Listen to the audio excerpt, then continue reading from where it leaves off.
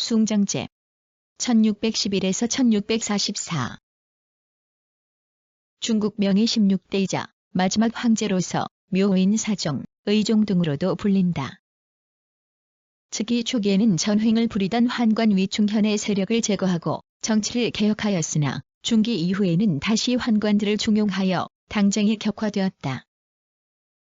그 결과 후금의 침입과 농민반란 등을 촉발시켜 1644년 이자성이 이끄는 농민반란군이 베이징 북경을 점령하자 자살하였다.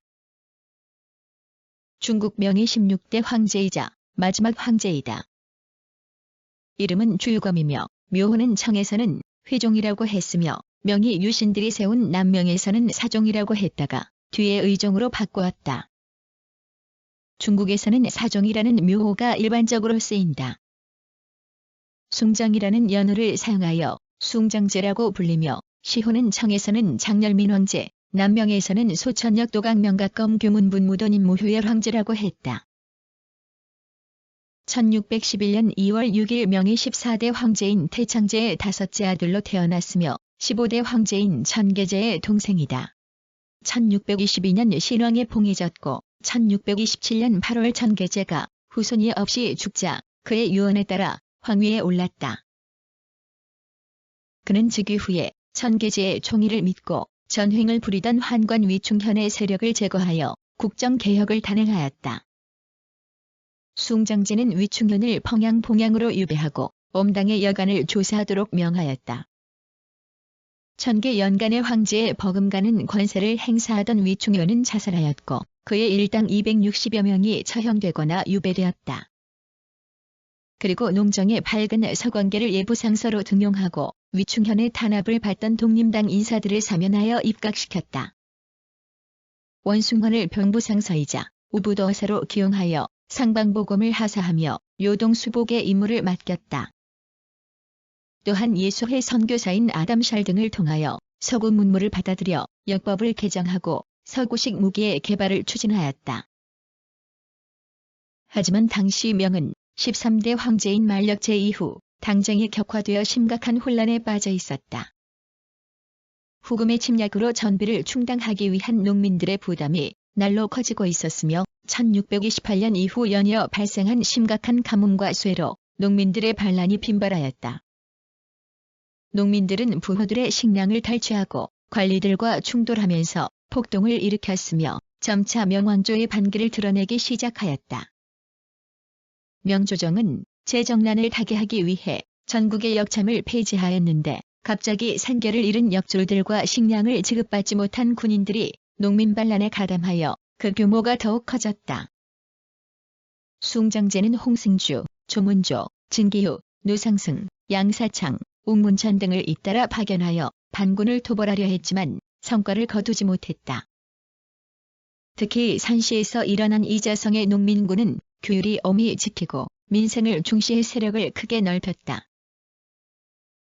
숭정제는 천계제와는 달리 매우 검약한 생활을 하며 정무에 힘을 쓰며 명을 다시 부흥시키려 했다.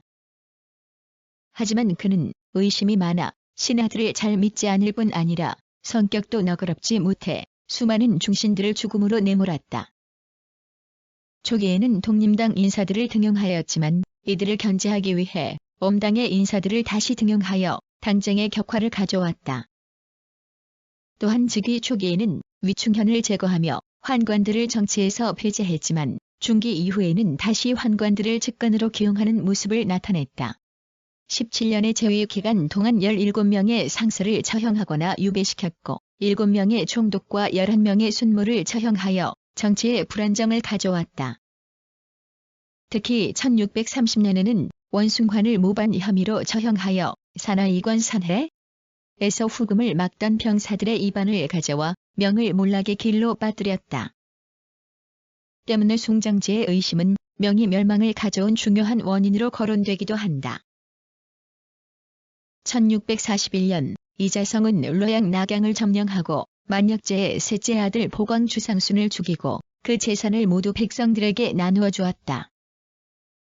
그리고 토지 개혁과 조세 철폐 등을 내세워 민심을 얻었다. 그리고 후금은 1636년 국호를 청으로 고치고 조선을 침략해 배후를 안정시킨 뒤 1640년 이후 명에 대한 침공을 본격화하였다. 1640년 홍승주가 이끄는 명군은 송산과 금주에서 청군에 크게 패하였다.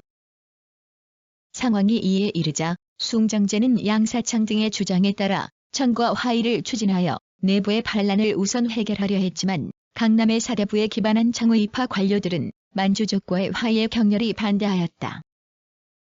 그 과정에서 병부상서 진신갑이 청과 화의를 진행하였다는 사실이 드러나자 숭정제는 그를 처형하였고 명조정은 더욱 혼란에 빠져들었다.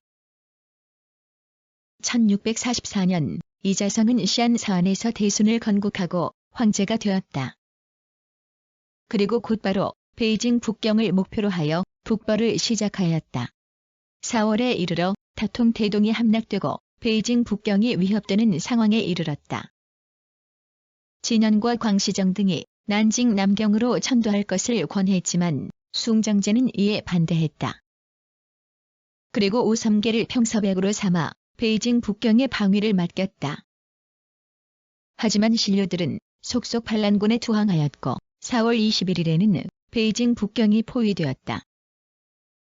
결국 1644년 4월 25일 베이징 북경이 함락되자 숭정제는 처첩과 딸을 죽이고 자신도 징산 경산에서 자살하였다. 그의 시신은 창평의 전귀비의 묘에 합장되었다가 청에 의해 황제 묘역의 사릉이 조성되어 안장되었다. 청은 베이징 북경을 점령한 뒤 숭정제를 황제의 예에 따라 다시 장례를 치르고 신민에게 3일 동안 상복을 입도록 하였다.